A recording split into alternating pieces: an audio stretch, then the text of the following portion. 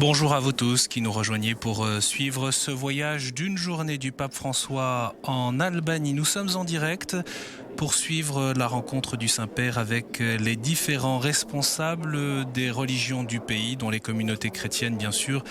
Une rencontre qui se déroule à l'Université catholique Notre-Dame du Bon Conseil à Tirana. Notre-Dame du Bon Conseil, un vocable cher aux Albanais. Rappelons que l'une des raisons de la venue du pape François en Albanie, c'est pour encourager la bonne entente existant entre les communautés religieuses et leurs responsables. Cette coexistence pacifique entre les religions, c'est un bon signe pour le monde. Cela signifie non seulement que cela est souhaitable, mais que c'est concrètement possible et réalisable. C'est ce qu'a souligné ce matin le pape François au palais présidentiel. Il a souligné également cette cohabitation pacifique et cette collaboration entre ceux qui appartiennent à différentes religions et combien c'est un bienfait pour le pays et pour le développement. Donc le pape François qui est arrivé dans cette université, il va donc rencontrer les 6 principales communautés religieuses présentes dans le pays, les musulmans qui représentent près de 60% dans le pays, les Bektashi qui est une fraternité musulmane issue du soufisme, les orthodoxes, on le voit ici saluer le patriarche de l'église orthodoxe autocéphale albanaise, également les catholiques qui représentent comme les orthodoxes environ 15 à 16% des croyants. Il y a également des représentants des évangéliques et de la communauté juive, chaque communauté représentée par 3 ou 4 personnes. On voit également bien sûr les évêques catholiques albanais qui sont tous présents dans cette salle de l'université. Le pape François a souhaité ardemment venir en Albanie pour donner donc ce signe, ou que l'Albanie puisse donner ce signe au monde, ce signe de coexistence. Et en témoigne de manière très concrète ce matin cette expression du président albanais qui est lui de confession musulmane, le président de la République, qu'il disait devant le pape « Nous sommes le peuple de Mère Teresa ». Et le président soulignait combien les chrétiens ont marqué l'histoire de ce pays, longue histoire du peuple albanais qui tire ses racines, qui aurait été évangélisé selon la tradition par Saint Paul.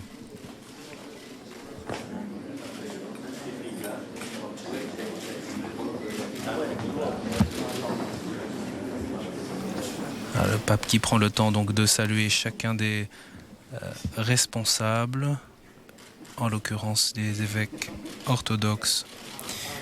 Dans ce pays, en Albanie, les religions n'ont pas été facteurs de guerre.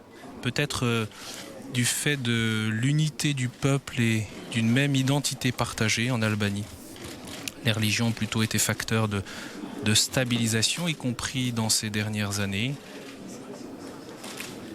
Les religions ont toutes été opprimées sous la dictature communiste, où l'État a été déclaré athée en 1967.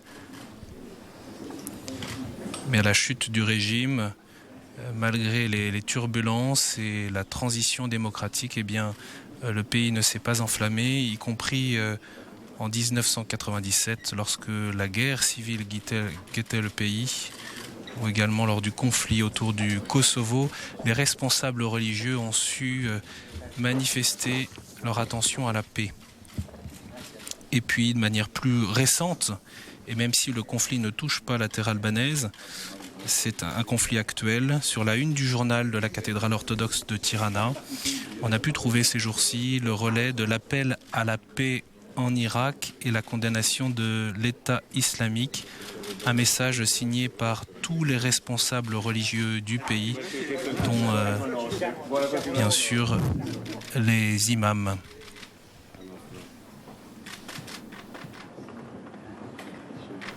Voilà, le pape François qui salue maintenant les évêques catholiques albanais des différents diocèses.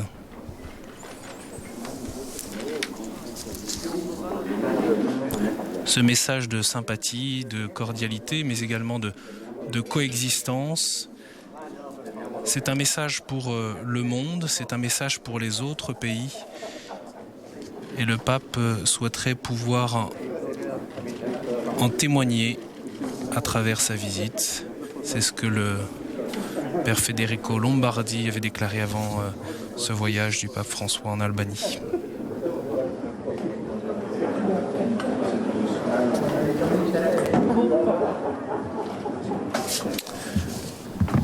Pour commencer cette rencontre, c'est Monseigneur Massafra, le président de la conférence des évêques albanais, qui prend la parole.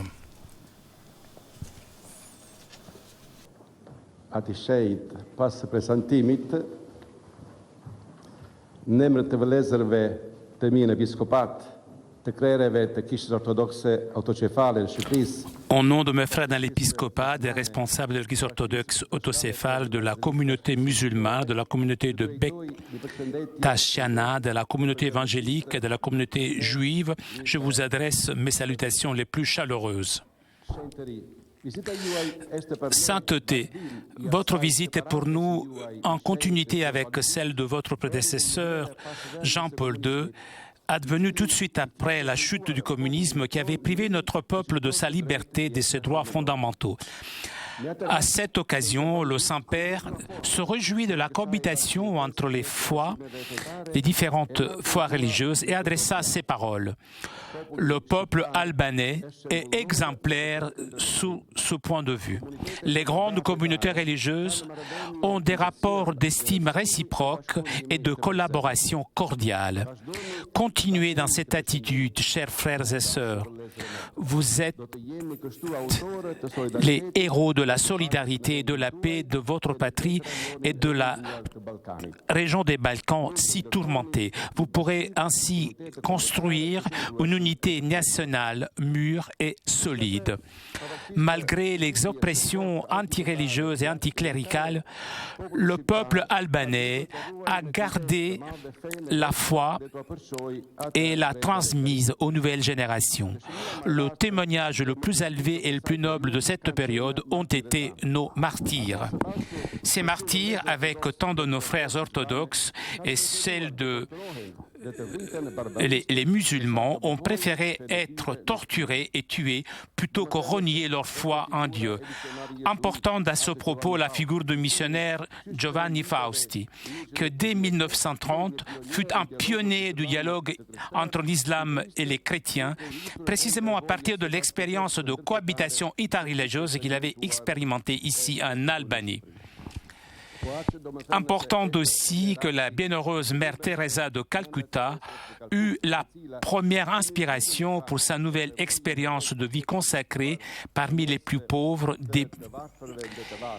si profondément marquée par l'esprit interreligieux en 1946, justement l'année où sur l'Albanie descendait la nuit des persécutions interreligieuses communistes.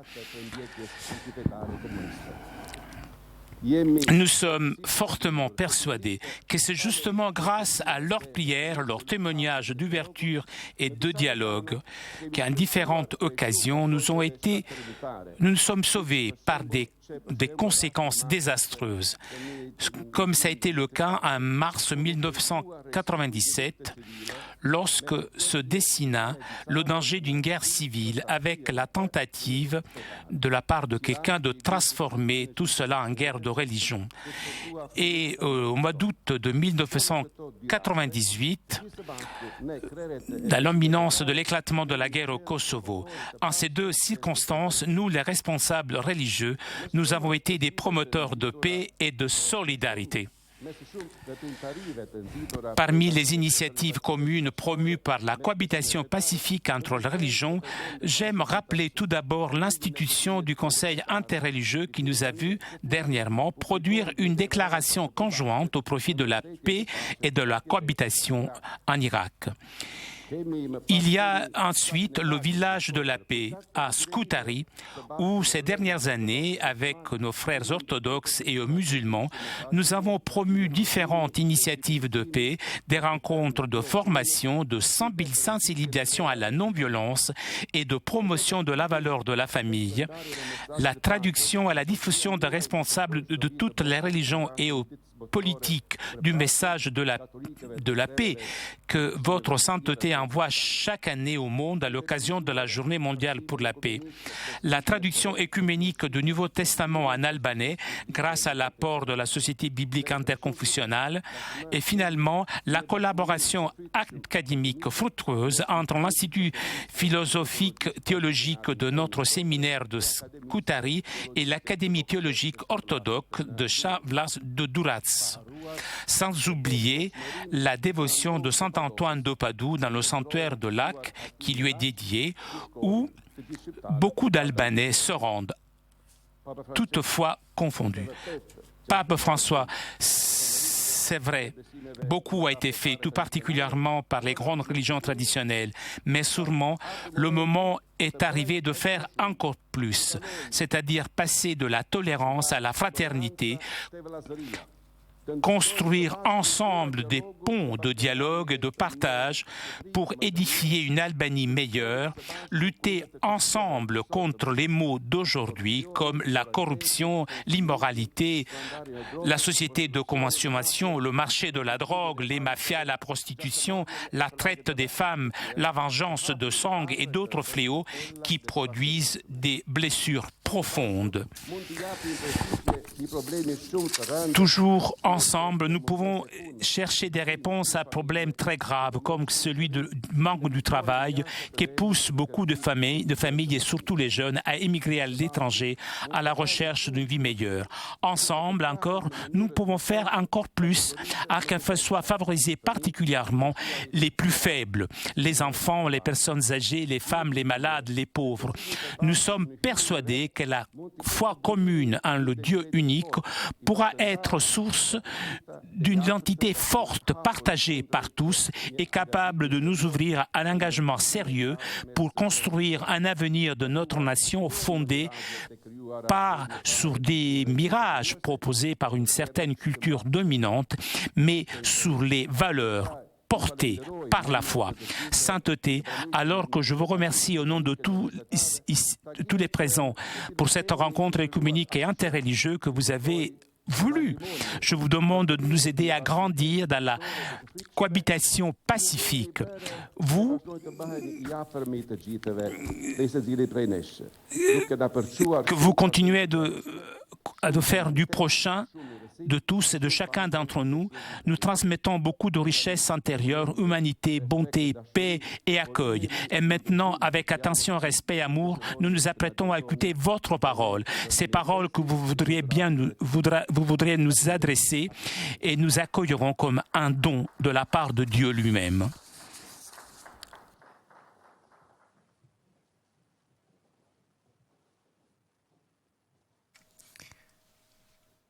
Et c'est maintenant le pape François qui va donc s'exprimer devant les responsables des 6 principales communautés religieuses en Albanie.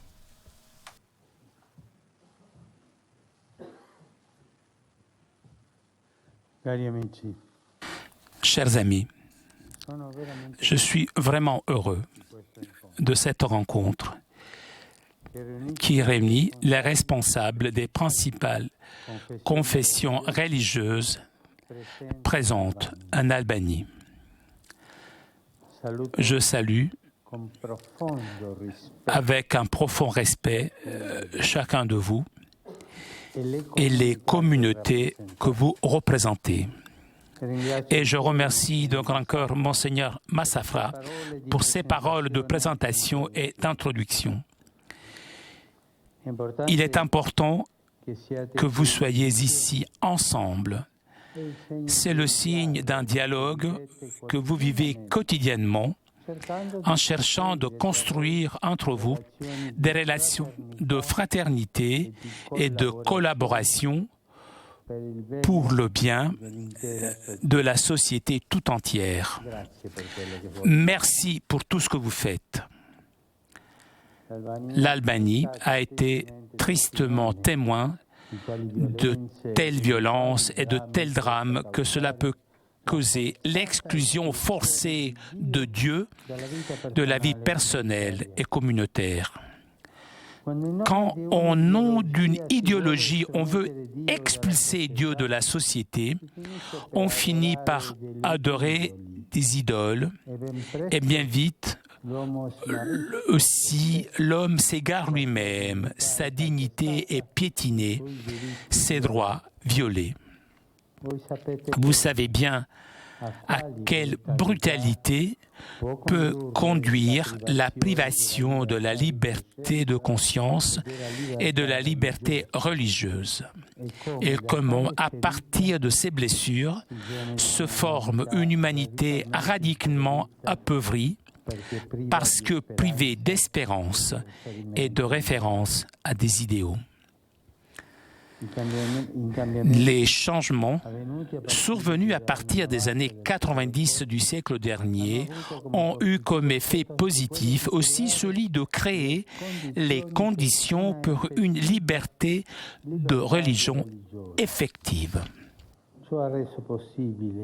Cela a donné à chaque communauté la possibilité de raviver de traditions qui ne s'étaient jamais éteintes, malgré les persécutions féroces, et a permis à tous d'offrir également, à partir de sa propre conviction religieuse, une contribution positive à la reconstruction morale avant la reconstruction économique du pays.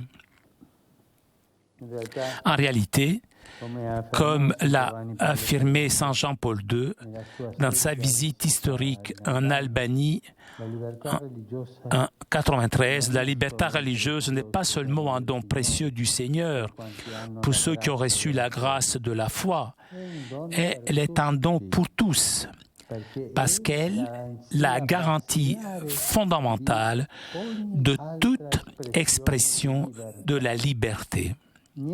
Il n'y a rien qui nous rappelle autant que la foi que si nous avons un unique co-créateur, alors nous sommes tous frères.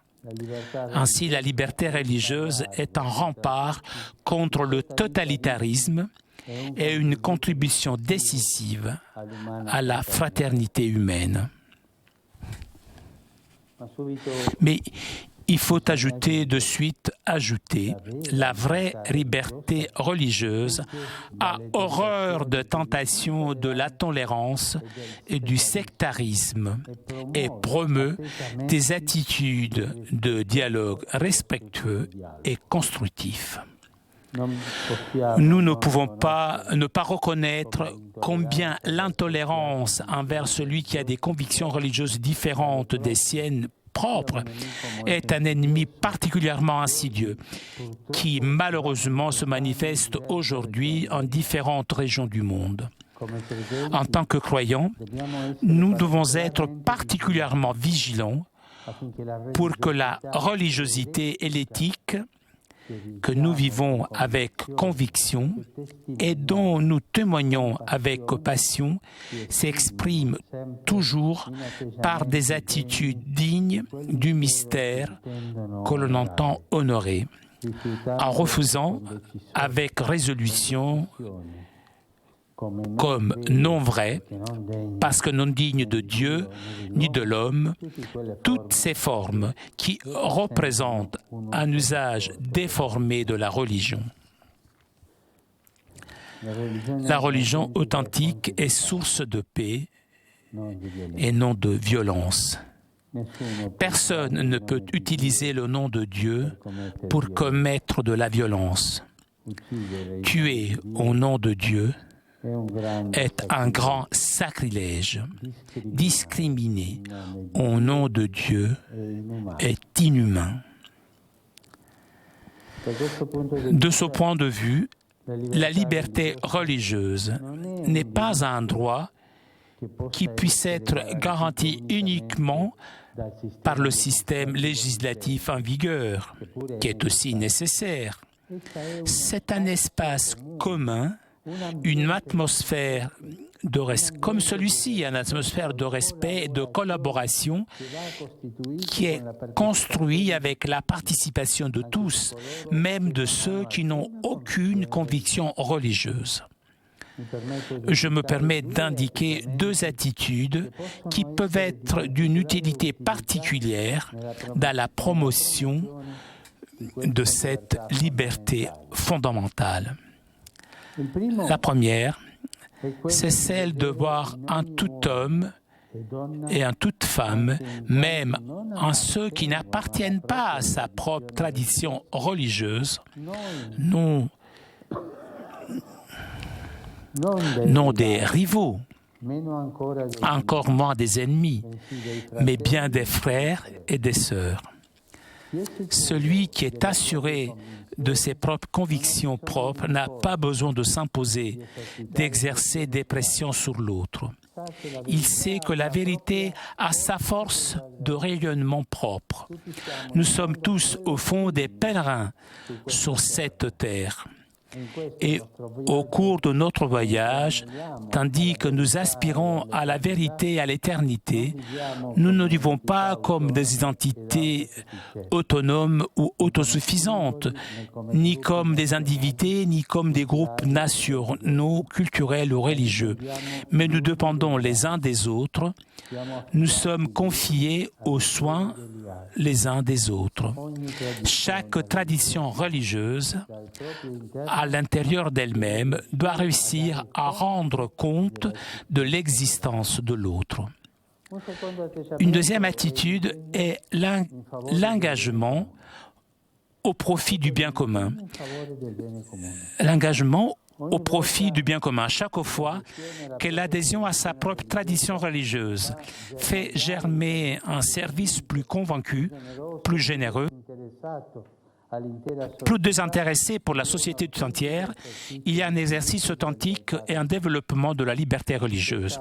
Celle-ci apparaît alors non seulement comme un espace d'autonomie légitimement revendiqué, mais comme une potentialité qui enrichit la famille humaine par son exercice progressif. Plus on est au service des autres et plus on est libre. Regardons autour de nous. Combien sont nombreux les besoins des pauvres? Combien nos sociétés doivent encore trouver des chemins vers une justice sociale plus répandue, vers un développement économique inclusif? Combien l'âme humaine a besoin de ne pas perdre de vue le sens profond des expériences de la vie et de récupérer l'espérance. Dans ce domaine d'action, les hommes et des femmes inspirés par les valeurs de leur propre tradition religieuse peuvent offrir une contribution importante, même irremplaçable. C'est là aussi un terrain particulièrement fécond pour le dialogue interreligieux. Et une chose que ce fantasme, tout est relatif, le relativisme, un principe clair. On ne peut pas dialoguer si on ne part pas de sa propre identité. Sans identité, il ne peut pas y avoir de dialogue. Ce serait un dialogue fantôme. Cela n'est pas utile, ne sert pas. Chacun d'entre nous a sa propre identité religieuse, il est fidèle à cette réalité. Mais le Seigneur sait comment se comporter. Allons donc au dialogue avec notre propre identité, pas en faisant semblant d'en avoir une autre identité. Cela n'est pas utile. Cela ne peut pas les aider. Voilà le relativisme. Ce qui nous unit, c'est le chemin de la vie. La bonne volonté, la propre identité, la bonne volonté de faire au bien à nos frères et à nos sœurs. Faire du bien. Et donc, en tant que frères, nous avançons ensemble. Et chacun d'entre nous offre le témoignage de sa propre identité à l'autre et dialogue avec l'autre. Le dialogue peut même avancer sur des questions théologiques, ça c'est beau. Mais ce qui est le plus important est marcher ensemble sans trahir sa propre identité, sans la cacher, sans hypocrisie. J'aime penser cela. Chers amis, je vous exhorte à garder et à développer la tradition de bonnes relations entre les communautés religieuses existantes en Albanie et à vous sentir unis dans le service de votre chère patrie. Avec un sens de l'humour, cela semble une équipe de foot. Les catholiques contre les autres.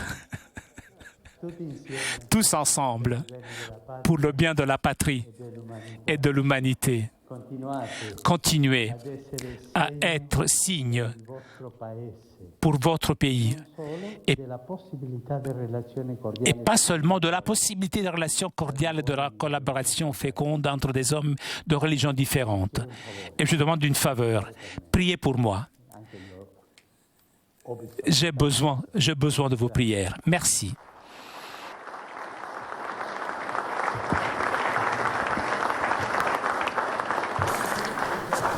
Voilà, le pape François qui s'inscrit donc dans la continuité après la venue du pape Jean-Paul II en 1993, dès la chute du communisme. Le pape Jean-Paul II avait encouragé ici les religions à contribuer au renouveau et au relèvement du pays. Eh bien, le pape François demande la même chose aux responsables religieux en Albanie.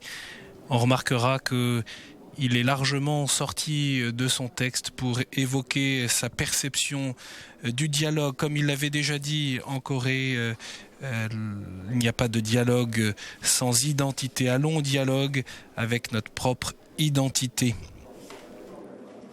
Le pape François qui a également eu des mots très forts à l'égard de la violence. La religion authentique est source de paix, non de violence. Personne ne peut utiliser le nom de Dieu pour commettre de la violence. Tuer au nom de Dieu est un grand sacrilège. Un propos qui fait écho à son discours ce matin. Que personne ne prenne prétexte de la religion pour accomplir ses propres actions contraires à la dignité de l'homme et à ses droits fondamentaux. Que personne ne pense pouvoir se faire de Dieu un bouclier lorsqu'il projette et accomplit des actes de violence. C'était avec le président de la République. Voilà, les responsables religieux vont désormais saluer le pape un à un. Prochain rendez-vous, ici ce sera à 17h à la cathédrale Saint-Paul pour la prière des vêpres avec les religieux, religieuses, les prêtres, les responsables laïcs. Rendez-vous à tout à l'heure, donc 17h.